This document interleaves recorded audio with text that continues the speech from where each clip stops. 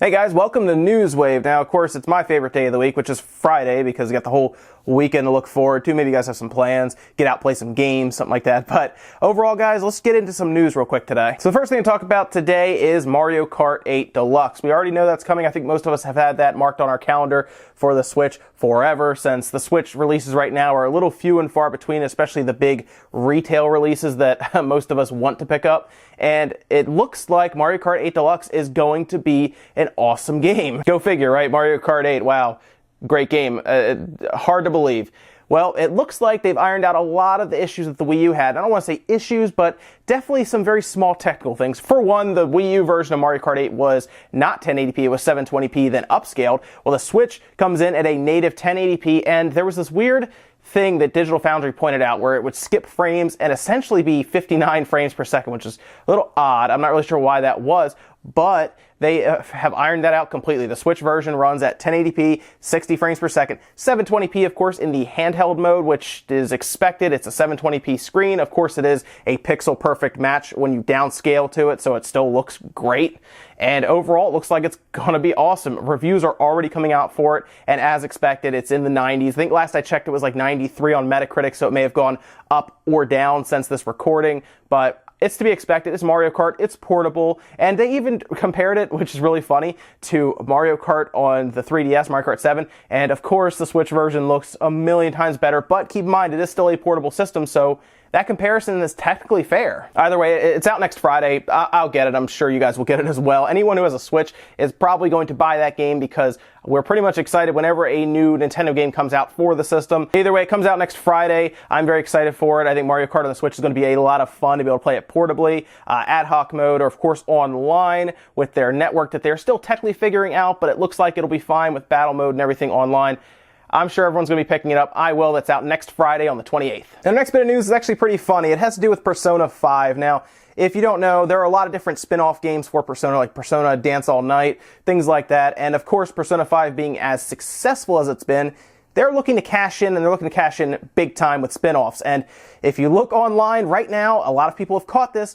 Atlas is registering a bunch of URL domains for Persona 5. Here's a quick list here you're going to see, and it looks like it's, like I said, quite a few of them. You have things like Persona 9, Persona 8, P5AG, P5R, and P5D, for example, and then, of course, Persona Dance, P5U. Now, what exactly these are, none of us really know. We have to assume a dance game is coming for Persona 5, and then anything else they want to do from there with the series. There's a lot of spin-offs they can probably do to capitalize on Persona 5's success. It would be dumb from them at a business standpoint not to.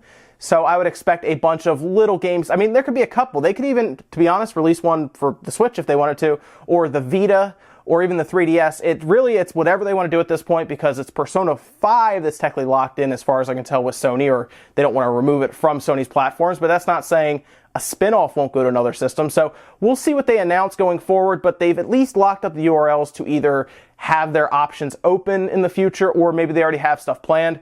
We'll just have to wait and see. Now, this next bit of news is absolutely hilarious. So we all know about G2A and all of the PR firestorm that's been going on with them, having Gearbox break up with them essentially with business relations because of shady dealings. Of course, Total Biscuit comes out and says, I'm not covering anything you guys do, Gearbox that is, as long as you're partnered with G2A. They quickly back off after G2A says they are not changing anything, despite an ultimatum being sent to them from Gearbox. Ended up being a whole debacle. The whole thing was G2A is still seen as a very shady business, very shady website that resells keys that are not always verified to have been stolen or obtained legally. And for some crazy reason, I have no idea why they would do this to themselves, they send what is essentially a sales representative to a large developers conference that was going on yesterday, and they hold an entire Q&A and interview with a crowd, and it did not go well. And this was over on Reboot Develop 2017. It's a whole conference where developers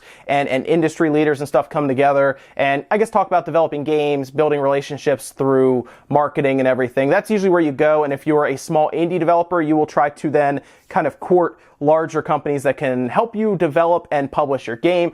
Like I said, G2A shows up there. I think what they were trying to do was tout their G2A Direct, which is going to be a little more, I think, in the developer's favor, despite it being not that much more in their favor. but that's not the point. They go on stage, they start answering questions that were definitely set up to lead them into kind of condemning themselves as a gray market business. And so was sort of taking advantage of the grey market area always going to be a core part of the company's activity? Was that something that you'd identified as a place you could expand into?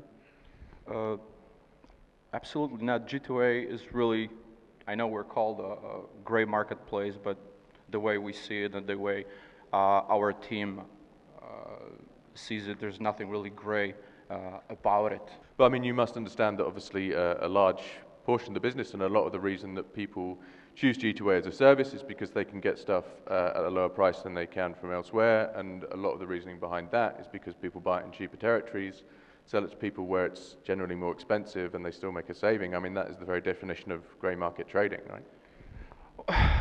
And the big problem is they're dealing with a lot of fraud. TinyBuild has been extremely vocal about this entire situation where apparently a lot of their stuff was bought through stolen credit cards. And what happened was at that point, they let them sell it on their website. So they let regular consumers who were reselling them sell these keys, and TinyBuild got hit with the chargebacks, whereas G2A did not, because G2A sold the keys after they had already been sold, if that makes any sense. If it doesn't, I'll probably make an entire video coming up about this, because this entire interview was so off the rails. Like, it was so bad to watch, because this guy just got beaten up on stage by developers, because so many developers and consumers just do not like G2A because it's so bad. If you look at what they have you do, you have to buy protection to shop on that site, which is not good. That's usually given to you for free by wherever you buy it from as like a price buyer's guarantee. eBay does it. Google Wallet did it for a while they were around. Amazon does it. So it's very odd that you have to pay to be protected and have a good experience on there. I'm not really sure why they went there, like I said, but they did. It was hilarious. We'll go over it a little more, but the entire Twitch stream I'll just leave down in the comment or in the description, so you guys check it out and just have a good laugh. And this next bit of news was brought to my attention over on our subreddit, which, by the way, has over 100 subscribers already. It was pretty quick. But people are posting over there, and there was one really interesting piece of news that I saw, and that was that the Binding of Isaac developers are trying to pitch an Amiibo that maybe doesn't meet up to Amiibo standards with Nintendo. And you're going to see a picture of it here. This was brought to my attention by a user by the name of FellBeast89. Thank you for posting this on the Reddit. And you're going to see Isaac, obviously, with tears rushing down, and what Isaac pretty much is technically a fetus, so they would be making like a fetus Amiibo, which may not meet their family-friendly guidelines. But you know what? I think it'd be pretty funny. It's interesting that that Nicholas would be so interested in doing this, and really, if this ever happens, this to me would show that Nintendo is being as flexible as possible right now with indie developers, especially Nicholas, since they are also bringing Cave Story over. But the big thing here is, if this happens, so keep an eye on this, it would really mean a change, I think, in Nintendo's leadership overall. It's to bring pretty much developers in as much as possible inside the Nintendo ecosystem and doing stuff like this. We saw Cloud, but he's already in Smash Bros, so it's not a big deal, and it's not as risque as having a fetus being represented as one of your Amiibos. So keep an eye on this. It looks like they're pitching right now to the community to see if we would want it, and if so, maybe they'll then take it to Nintendo and say, look, your fans want this, you should do this, and then at that point, the ball's in Nintendo's court. What would they do? I don't know. I don't think anyone knows except for Nintendo, and I would love to see this Amiibo just to be like, look, I have a fetus Amiibo. And yesterday, Konami flipped the switch on a very interesting update for Bomberman. This is Bomberman's 1.3 patch that went live, and it did something really interesting that I don't think anyone was expecting. And this was really brought to everyone's attention over on NeoGAF. Someone posted and said, whoa, Bomberman is 60 frames per second now. Is anyone else getting this? Everyone starts downloading the patch because I think a lot of people kind of shelved Bomberman because of some of the technical issues and limitations that were going on, where there's some serious frame rate problems and definitely online issues with lag and everything. Well, everyone starts loading this update up and they realize, wow, the frame rate has increased like dramatically. They start running some tests. It's 60 frames per second for single player. Drops down to like 30 when you have like multiple people on screen, which is understandable, like when you have like heavy multiplayer going on. And overall though, Konami did good here. And it looks like they've actually at least kept their promise here with Bomberman. They put out a product that was not as good as they could have made it, obviously, but they fixed it. They've come to the table and said, look, we are definitely fixing this. Here's the proof. Here's the patch at this point. Go play it. So yes, Bomberman is back, guys. Konami has, I think, effectively saved Bomberman for a lot of people on the Switch. A lot of people wanted to play it, but no one wanted to deal with a lot of the issues that were going on. Most of them are fixed. I assume they're going to continue working with the community because obviously they're listening. And I'll be very curious to see what Bomberman looks like when it's all said and done, because right now it's looking a lot better. And the last bit of news today, guys, is pretty awesome. It's so you guys know I'm a big fan of Rick and Morty, right? You guys have heard me talk about it at length with different things, like when they did that random episode airing out of nowhere. Well, it looks like a Rick and Morty VR game released yesterday, and it is pretty good apparently. And the way this works is they kind of sandbox you off in the garage. You play as a Morty clone who is easily killed or flammable or basically destroyed easily, and you try to help Rick and Morty while they're out on their adventures from the garage. So you're doing all kinds of stuff with his equipment and gadgets and inventions, and you're doing all of this obviously through VR. Now, I don't have VR technically that would play this. Like, I don't have a Vive, for example, but apparently it's a lot of fun. Everyone's saying it's a good time. If you're a fan of the show, you will enjoy it. You know, if you have a Vive, or in this case, I think it only released for the Vive, nothing with Oculus. They're dealing with their whole thing, but at least it's available on the Vive. If you have it, you're a fan of the show, I would check it out. Now, of course, the other good thing about this is the price is decent.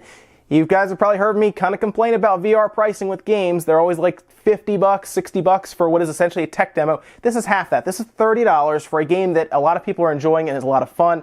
I think this is VR done right. It's giving us kind of a look into a world like Rick and Morty from a very creative standpoint, and it's not expensive. The bill is not high to play this game. So if you're a fan, check it out. It's $30. It's available now on Steam. You can go download it and check it out on your HTC Vive. And that's it for Newswave today, guys. Make sure you comment, like, subscribe, all that good stuff. Let me know what you think about anything we talked about today, whether it is that Rick and Morty VR game. Maybe you've already played it. Maybe you're enjoying it. Let me know what you think about Binding of Isaac. And if you would buy the Amiibo, because it just looks hilarious. Maybe you're excited for the Bomberman patch that may finally save the game that most people kind of gave up on with its technical issues. And let me know what you think. Are you guys buying Mario Kart 8? I assume everyone who has a Switch is buying one at this point. I mean, everyone, right? Yeah. Okay, good. That's it for now, guys. Have fun this weekend. Get out, play some games. I'll see you on Monday.